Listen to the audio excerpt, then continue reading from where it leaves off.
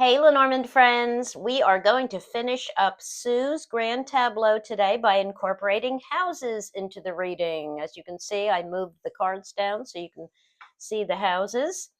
And while it's true that I lay classical method of distance spreads where I don't even look at houses, I also love house-based spreads and have recently begun to combine the two. See that? Never say never. Anywho, when I am combining the methods, I always examine the cards that fall first and their proximity and consider any clusters that draw my attention. I then look at the information the houses provide. Now, sometimes I lay grand tableaus where I primarily am looking at houses and I'm linking houses and chaining them and doing all kinds of fun stuff. And those videos are coming up. I already have some on this channel, I know.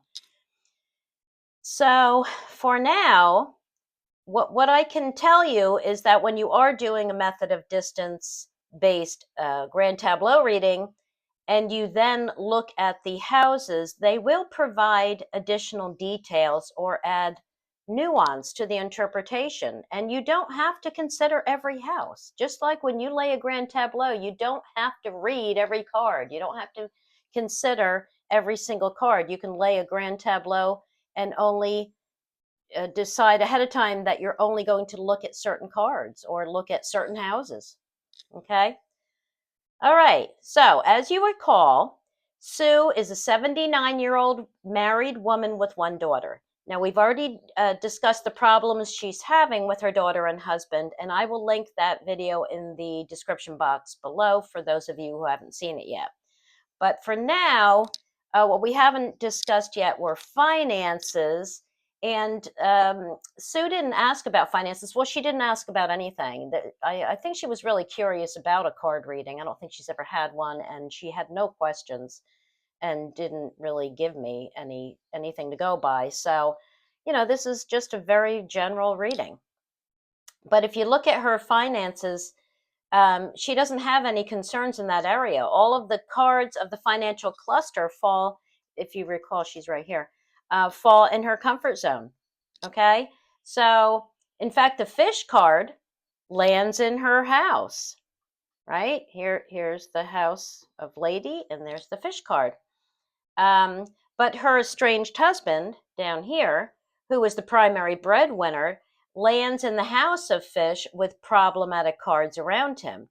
Now, if you're reading this, taking this all in, right, him in the house of fish and the cards that are around him, you might say that he could be squandering a lot of money away, unbeknownst to Sue, right? The book's position shows there's something she doesn't know about her finances, and the ways card and house, right? Here's the ways, and where's the house of the ways? Look, that's right under her with the mice in it. Indicates that the choices he's making may be causing them to erode, causing the finances to erode. Okay? Now, travel. This is something that I noticed right away because she's got the ship touching and she's got the birds far. And it looked to me like she was maybe planning to travel for the holidays, because if you remember, this is a spread just for the rest of 2025. So we're coming into the holiday season now. And I thought she may be traveling to a remote area or a mountainous area, because the ship also touches the mountain, right?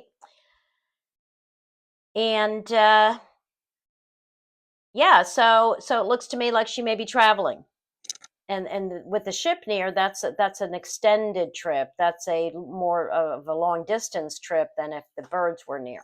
Okay, so the ship is flanked by the stork and the key, suggesting maybe an invitation, that like the key can be an open door, right, to return to where she's from or to go to another country, right? The stork, the card of migration.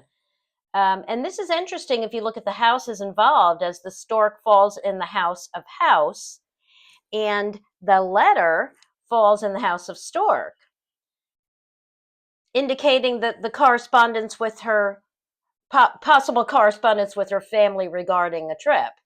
Now, the cross is pointing to the letter in the House of Stork, and it lands in the House of Bouquet, suggesting maybe that she received an invitation and she feels a duty to accept the offer. But there's too much change regarding this situation because the stork is facing the ship, which is in the house of the tree. The key is in the house of clouds. The mountain is in the house of birds. All that is telling me that she may be anxious about making this trip alone at her age, possibly due to health concerns, maybe hers or her husband's. So she also stands on the mice in the house of ways, indicating that she may change her mind about the trip.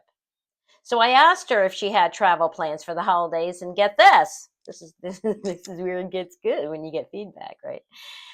She said, yeah, she is planning to visit her sister and family in Scotland. We're in the US, right? Yeah, so that certainly would fit. Now, we don't know if this will happen yet. She's still planning this the last time I spoke to her, which was, 2 weeks ago?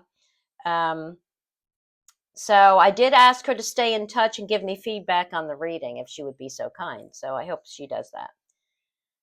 Okay, so what else do you want to talk about in this spread? What do you see in this spread? What do you see now that we uncovered the houses, and now that I'm saying, hey, look at the houses, what do they add to this, right?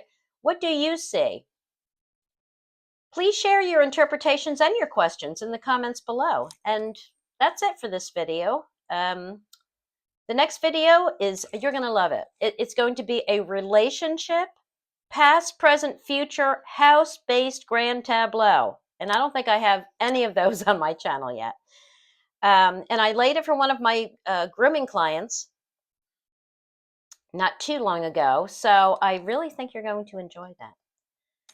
For now, everybody, you know what to do. Go play with those cards. Bye, everybody.